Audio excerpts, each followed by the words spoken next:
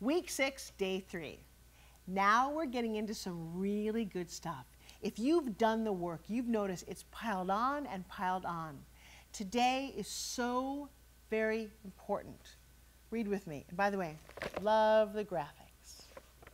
Today I want you to mend the hems of your life. What does that mean? It's time to clean up any emotional baggage and messes that may be stopping you. And what I'd like you to do is to mend some of your relationships as well. I want you to right now, grab your pen. I want you to list 3 people who relationships that you have could use a little mending. Who's out there? Who have you had something with that's still kind of festering? Is it a family member?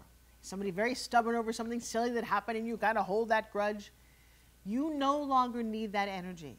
If you've done the work with me, you realize that that's useless.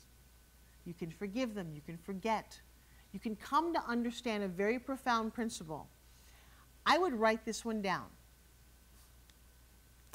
Everybody does the very best they can at all times. A whole bunch of you just went, whoa, wait a second. I liked all of this program until just now. Told you it was a big day. I'm going to say it one more time. Everybody does their very best at all times. Now that means that the bum that you see on the street who doesn't have a job with a bottle of alcohol, today that is the very best that he can do. Doesn't mean he could do better tomorrow. You could fix him, you could do all, but today that's the very best that he's doing. Your mom. Maybe your mom wasn't perfect. Maybe she did all kinds of things. Go, man, oh, I should just forgive her. Well, no. You don't need to forgive her. Because under those circumstances, at that time, listen to me, she was doing the very best that she could at that time. May not have looked like the very best to you. How does this show up in your life right now? Is there somebody who's doing terrible things to you and you're still in a relationship?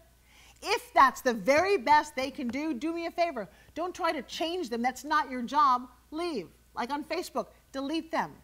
Because that's the very best that they can do, or they would be doing better. That's how people show up. You may not buy into this principle. It's a pretty heady principle. But when you come to understand it, for me personally, you no longer need to forgive people. There's nothing to forgive. That's the best they could do. You choose to stay there with them or leave. Very interesting, isn't it? But the people who you have relationships that are broken with, it hurts somewhere. You need to fix those. And by fixing them, it could be confronting them, could be letting them go forever, could be just not thinking about it. You know, the closet of your mind, the closet of your being, it only has so much room. Ever see a closet where somebody's jammed so many clothes and so many hangers and so many shoes? You open it, how can you find anything? When you jam your brain and your emotional spirit with all that old, icky stuff, there's no room for something wonderful. Take it out and say, you know what? I have to let that person go. I have to find that person and fix that. I have to just mend the clothes in my closet and make them all whole. You know, I don't know if you have heard of a principle called feng shui. It's a Chinese principle about how objects function in a space. Ever walk into a cluttered house and you feel kind of goofy, or it's like, oh wow, there's stuff everywhere? Ever walk into a well-designed space and go, wow, there's a freedom, there's an energy?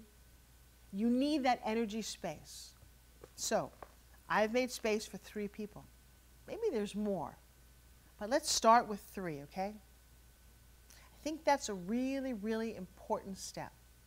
Now, there's a program called 12-Step. Alcoholics, overeaters. I had the most wonderful thing happen to me when I was in my 20s. My roommate was an alcoholic. I watched him suffer terribly. And he took me to a meeting one day. Now, I don't drink. And I was like, oh, it's not going to apply to me. I don't drink. And I went to this meeting.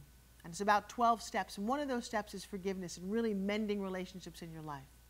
But as I listened to a lot of these people who had what I thought was an addiction that I had nothing to do with speak, they spoke these truths that I'd never heard before about the pain that they were going through. Well, my pain didn't have to do with alcohol. My pain had to do with food. Years later, I went to Overeaters Anonymous. Okay, that related a little better. But I discovered that there are steps to healing. This step, this mending, imagine, why would you wear a shirt that's got a hole in it? You wouldn't. You'd fix it. Why would you live your life with relationships that are broken and have that energy kind of hanging out there? You, and only you, have the opportunity to fix it. I challenge you today to write those 3 names down and to do something about it. Trust me, if you do it, you'll be so proud of yourself. Things change when you take that kind of action. Again, how do I know? I've watched people do it. I've watched what happened. And I am so excited to hear the stories of your life. Go for it.